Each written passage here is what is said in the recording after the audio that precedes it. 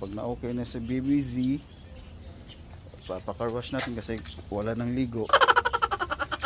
Tatanong ko lang kung pagkatapos magamot pwede na ba siyang paliguan.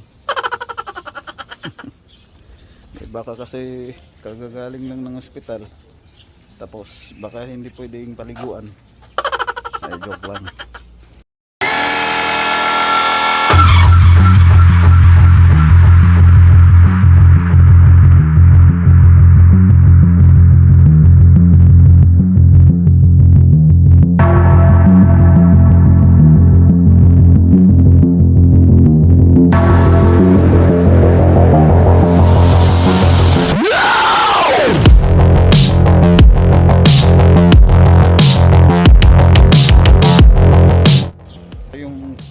Dahilan kung bakit hindi tayo nakapag-vlog ng ilang linggo.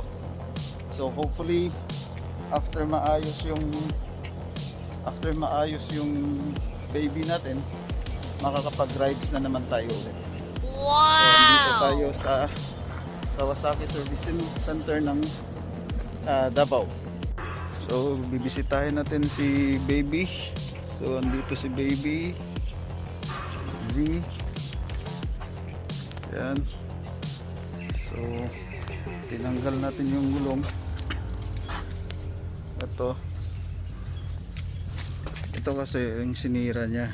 So ito yung nabili natin sa Kawasaki na order. Ito tsaka yung dito, yung sa tapalulo. So hindi nila na order yung sa chain. So ako na lang bahala mag order nun sa labas. Yung binili ko sa labas is yung tail light, plate holder, tsaka yung gulong. So ito yung mga natanggal natin na parts ng gulong. Ito yung mga nasira niya. So pag na okay na si BBZ, papakarwash natin kasi wala nang ligo. Tatanong ko lang kung pagkatapos magamot pwede na ba siyang paliguan. Baka kasi kagagaling lang ng ospital tapos baka hindi pwedeng paliguan. Joke lang. So alright guys, so dumating na yung parts natin sa in-order natin sa Kawasaki. So ito yung dahilan kung bakit hindi tayo nakapag-vlog ng ilang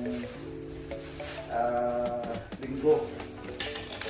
Kasi wala tayong baby andito sa doktor natin sa Kawasaki. So nantay din natin yung mga parts na dumating. So at least ngayon, eto na siya. So bubuksan natin, titingnan natin kung tama ba yung mga parts. So ito yung under tray. Hindi pala, ano to? Yung sa mudguard na to.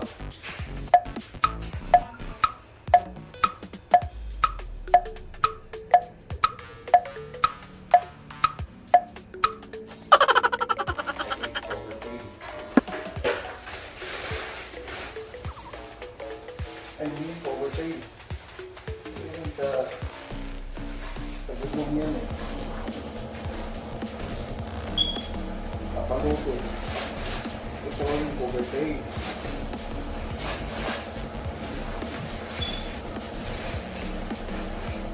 So ito yung under tray. Ilalim na gulong. Ito yung gulong. Ito yung gulong. Ito yung sa may nakakakit ko sa gulong. Yan. Okay. And yung dalawang fender, kabilaan left and right. So, excited na tayo na nakapag-rides na naman ulit. Sana matapos agad.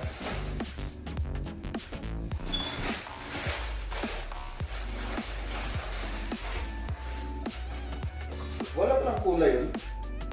Tama no? Sticker wala. Iba din, no? So, okay. Loose ba yun? Ito, yung sa right. Tapos yung isa sa left. Tingnan lang natin kung walang damage. So far, so good. Ito po. And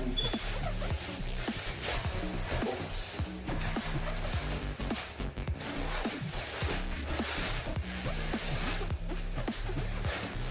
Okay, ito yung sagat.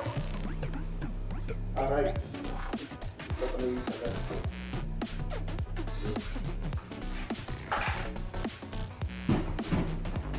Ayan.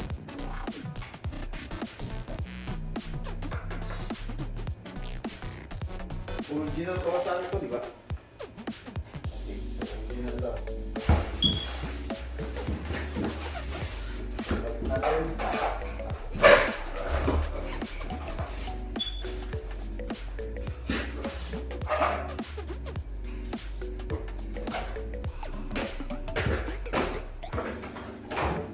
Mabibisan ulit si Z1 natin. So, balik muna tayo sa site. And kaya nga pala, shout out dyan sa mga bagong subscribers natin. Tsaka dun sa mga hindi pa nakapag-subscribe, mag-subscribe na kayo kasi meron tayong mga gagawing mga pakulo. Mamimigay din tayo ng kung anong pwede natin may bimigay. Either magpaparaffle or depende na. Basta as long na dumami yung subscriber natin, makatulong din tayo dun sa mga yung purpose kasi ng bakit tayo nagbablog. Ang syempre kikitain natin dito is papunta din dun sa charity, dun sa mga batang may sakit, yung mga may cancer, especially dito sa Davao. Meron kasing House of Hope, kung saan yung mga pasyente doon is yung mga batang may cancer. So hindi naman nila kagustuhan yung sakit. Yung born, pagkapanganak sa kanila meron silang cancer, yung iba na develop. So kawawa naman din yung mga bata. So yun yung mga isa sa mga priority natin na tulungan pagka ano tayo, income na tayo dito sa ano natin, sa pagbablog natin. So tulungan nyo ako guys na maparating natin yung konting tulong natin dun sa mga batang may sakit na nangangailangan. So shout out sa lahat ng mga bagong subscribers, din dun sa mga dati na mga subscribers na patuloy yung suporta. Keep on watching our videos. Thank you. Dito na lang muna yung vlog natin. So see you guys.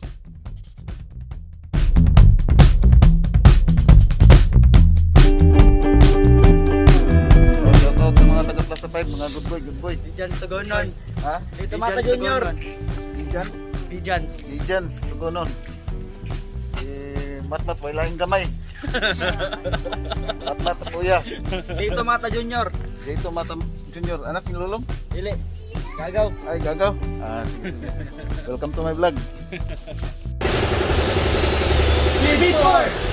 Speed Force! Speed Force! Speed Force!